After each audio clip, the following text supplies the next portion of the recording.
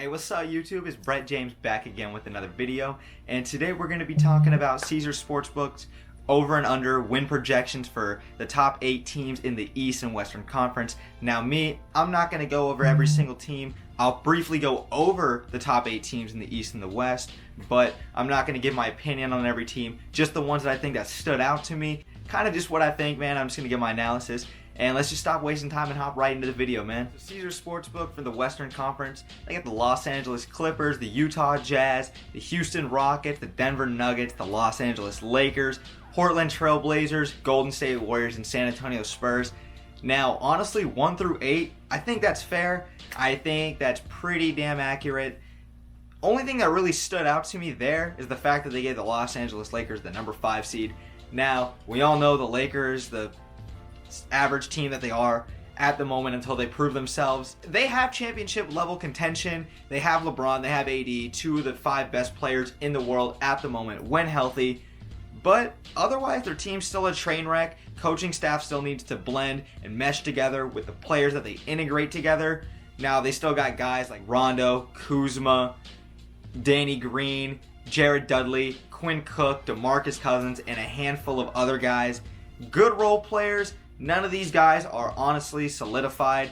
I don't know if I really trust them come playoff time to help out LeBron and AD, because we know those guys are going to do their thing. But like I said, I'm a little surprised that they gave the Lakers the number 5 seed, because in my opinion, I think that the Lakers realistically are a 4 or 5 seed in the Western Conference. They've got a lot of work to do in the regular season to get it ready come playoff time. But they got a lot of things they got to worry about. LeBron's getting up there in age. Anthony Davis, very injury prone, so you got to worry about the load management there. You know, LeBron and AD's potential together. We all know that pick and roll duo is going to be nasty. LeBron can step out, AD can step out, they can both drive to the hole, post up. They've got everything in the arsenal to dominate and help carry this team, but there's still a lot of other factors that go along with it. Houston, I expect Houston to get roughly about 52 to 55 wins in the regular season. I don't see them being a good playoff team, just because I think once Harden and Westbrook start sharing the ball in the playoffs, it's just not going to work out. They both don't perform well under pressure. Defense gets more intense. Come playoff time, D'Antoni's going to have to be able to make changes. Capella is going to benefit actually a lot from this, being in that dunker spot where the lane's not going to be clogged up as much as usual, but I expect the Houston Rockets to definitely dominate in the regular season. I'd say about 52 wins is pretty fair. We all know the Los Angeles Clippers, though, probably the best team in the NBA right now, even though they haven't played a game together. Doc Rivers being the coach, keeping the bench and the team basically the same, and then upgrading from Gallinari and Gilgeous-Alexander to Kawhi Leonard and Paul George. What more can you ask for? The Los Angeles Clippers are going to be a fantastic team this year. We all know Paul George is coming off surgery. Kawhi Leonard's going to have to worry about load management as well. Those guys are going to be completely fine come playoff time. I have zero doubt in my mind that they're going to be able to perform. And then the Utah Jazz being the other team that they put at the number 2 seed. I'm a little surprised that they put them that high up. I still think they're going to be a great dominant team in the West, playoff time and in the regular season. Now, they're going to have to do a little bit more blending together than they have done in years past, because they're still adding a guy like Mike Conley and Bojan Bogdanovic, big guys helping to come and fill in those needs, because with guys like Favors and Ricky Rubio that they're replacing, Donovan Mitchell's going to have a lot less pressure on him to facilitate the offense and just produce. The lane's not going to be clogged up as much. That gives Gobert more space in the paint to be dominant, and that kind of just helps even out the plane in the West. I think Utah, top to bottom, can play with any team in the West come playoff time, but I think 54 wins, 55 wins is pretty realistic for the Jazz to hit this year. Quinn Snyder being one of the best coaches in the NBA. So that's definitely, I think, a fair estimation of teams 1 through 8 coming into the West. Now let's just move on to the East. So now in the Eastern Conference, they got the Milwaukee Bucks, the Philadelphia 76ers, followed by the Boston Celtics, the Indiana Pacers, the Brooklyn Nets, Toronto Raptors, Miami Heat, and the Orlando Magic. I just have a problem so much with, I guess, the bottom part. Granted, I'm biased, big Orlando Magic fan, but I think the Orlando Magic are a much better team than the Toronto Raptors and Miami Heat at this point. Now, I know the Raptors are NBA Finals winners last year, congrats, but They just lost Kawhi Leonard. I know they still have Pascal Siakam, Kyle Lowry. You got Marc Gasol back, but I don't know. It just, that team doesn't feel like they have enough.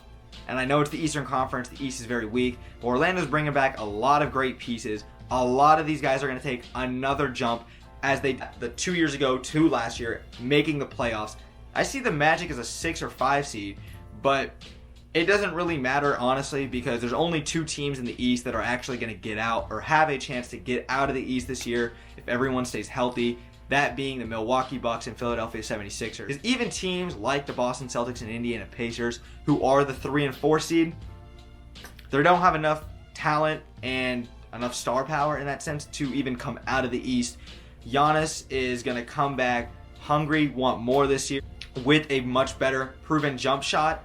And for the Philadelphia 76ers, granted, they lost Jimmy Butler, JJ Redick, 2 big players that they lost, but they got Al Horford. They're going to be just as dominant as they were last year. If Embiid can stay healthy, Ben Simmons starts taking a few more jump shots, this team's going to be scary. And honestly, the Boston Celtics and Indiana Pacers, yes, they're going to be fine regular season team, but once they get to the playoffs, they don't have enough of what it takes. Victor Oladipo still needs another piece to help him out. Miles Turner, Sabonis, and even Malcolm Brogdon, who was a nice signing, that's not enough to get it done. And same thing with the Boston Celtics. Kemba Walker, great signing. Enes Kanter, subpar signing. Losing Al Horford is going to hurt a lot, especially defensively. Once you're going to have to play a team like Philadelphia, who's got Embiid and Horford, who's going to absolutely destroy the paint come playoff time. And even Milwaukee, Brook Lopez, Robin Lopez, Giannis Antetokounmpo, all these guys in Budenholzer's system, they're just going to destroy the paint. So I don't see the Boston Celtics competing. I don't see the Indiana Pacers competing. All these teams are nice teams. They've got good pieces. But realistically, it's either Milwaukee or Philadelphia coming out of the East. And I don't have a problem with any of these projections. I think Milwaukee gets more than 57 wins, what they're projected to get. I think they're going to be right around that 60 mark again, like they were last year. And I think they're going to probably have the best record in the NBA again just because they're in the Eastern Conference. But otherwise, I think the list is pretty fair, top to bottom, East, West. And I don't really have a problem with the list as much as I did in years past.